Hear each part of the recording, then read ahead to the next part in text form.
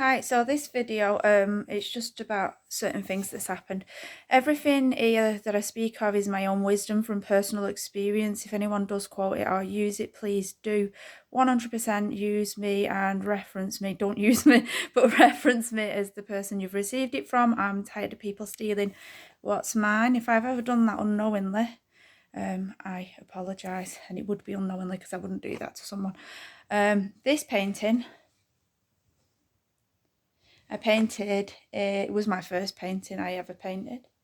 I painted it in 2017, early 2017, and it represented a time where I'd been abused horrifically. And the dark isn't me being dark, it's where my light was extracted by a partner I was with at the time, and he left me as a shell. And it shows the bloodshed, basically, the black being the shell and being just like literally him taking everything from me, and the other side being my truth. So that told the chart I put on, which I got off Google the other day, about consciousness, and me saying that yesterday it was about that was on Instagram, about it being all of it and all the different emotions and feelings and like the rainbow. That might make more sense with this. So the shell part, you can take it as a minus, a deficit, an emptiness, a void, because you've had something took from you, defilement. The other side being the fullness, the light, that and the fullness of things. So if you're in that deficit, you're in that void, you feel things very different to if you're in that light and that fullness. They are like two sides of the same coin.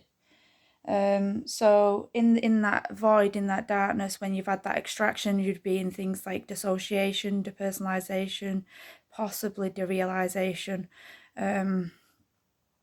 dissociation, depersonalization, derealization, desensitization. Was trying to think of the other. And these, what I've realized on my own journey, please only resonate with what resonates, from force. It's like literally someone forcing you out of your body, which would be dissociation, because you're not in it anymore. The depersonalization, not being able to identify with your identity because someone has stolen your identity and tried to make out that you are them, because they have contaminated you by putting themselves into you. So some people notice they look more manly, the face can change and things like that, and that's because they've been defiled and they've got male energy on them, if it was a man, that of course. And this is what we need to be cautious of. So you'd be in that emptiness of that, and you'd have had your light extracted and probably a lot of things taken from you in your life as well. So they'd probably be more looking at the like lower consciousness ranges on the consciousness chart, and then the fullness of things. It can look the same but different. So dissociation and things like that would then come into things like observation. And observation isn't a detachment where you feel like you're not part of your reality. It's allowance, it's presence, it's awareness, it's looking. It's all part of the same thing. If you can go to one side of it, you can go to the other, and that's how I would suggest that's how it's treated. It is by nourishing those sides. You don't want to be on one side too much, in all fairness, because it's just going to be like a war. Balance is key. So they're just some things that I've realised. And I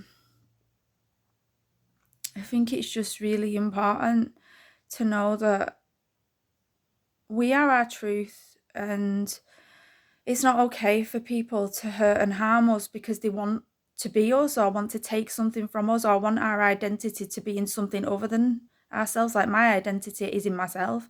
Helen Rebecca Hart, that is my identity. I don't have any other identity. Well, I'll call myself Beck, but that's just because I've always used Rebecca as my my name since I was born. That's about it, really. Enjoy your day.